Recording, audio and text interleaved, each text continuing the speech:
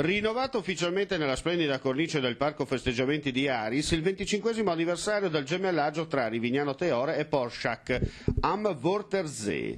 Per la cronaca, tra le due comunità esiste un legame di oltre 40 anni, ufficializzato solo nel 90. Nella mattinata sfilata per le vie principali del capoluogo con discorsi e brindisi alla casa comunale. Poi nel pomeriggio pranzo e ballo nel Parco Festeggiamenti di Aris con chiusura della giornata presso Villa Badoglio a Flambruzzo. Un legame unisce queste due splendide realtà, la voglia di far festa e l'acqua. Porschak si trova sulla riva nord del Wörthersee, è un comune di 2.632 abitanti della Carinzia, a mezz'ora d'automobile da Tarvisio. La parola ai protagonisti. Grazie, sì. C'era una giornata bellissima, da 25 anni che esiste questo gemellaggio e oggi abbiamo rinnovato questo patto e sono molto felice di essere qua, sono felice che sono venuti che è venuta così tanta gente e abbiamo speso un giorno bellissimo. Continuerà sicuramente questa iniziativa. Abbiamo pure rinforzato questo gemellaggio proponendo dei progetti, per esempio come amicizia epistolare tra alunni dell'elementare, forse pure uno scambio nell'avvenire, potrebbe anche succedere. Poi ho presentato anche il nostro evento silenzioso al lago Wörthersee e ho invitato anche le persone anche in questo periodo perché è molto interessante, molto bello da vedere. Fiume Stella,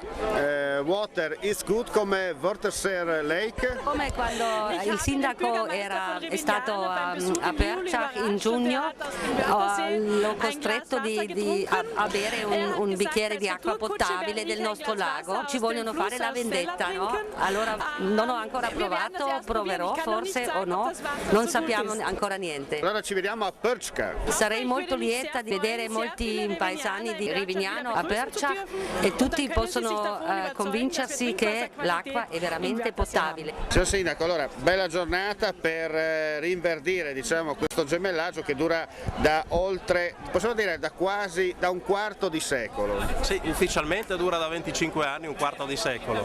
In realtà l'amicizia tra la comunità di Perciach e di Rivignano dura da più tempo.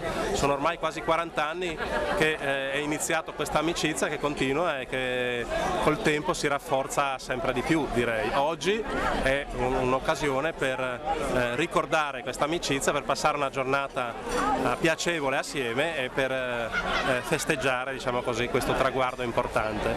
Ecco, viene da dire, visti i tempi non è così facile. Ma certo, i tempi sono difficili, però proprio nel periodo di difficoltà si devono riscoprire i valori autentici e proprio in questi periodi è più importante, diciamo così, ritrovare sentimenti di amicizia ma anche di collaborazione, perché tra l'altro nell'ambito della programmazione della Comunità Europea programmi fatti assieme possono essere maggiormente importanti e quindi insomma l'amicizia è un'occasione anche di collaborazione e di rapporti assieme. Contento della giornata qui a Rivignano? Siamo contentissimi, tutto è andato bene, tutta la festa, anche l'incontro con gli amici, l'amicizia tra Kameradschaftspunkt di Perciach e Rivignano esiste da più di 30 anni. Fra 5 anni festeggeremo il 30° anniversario.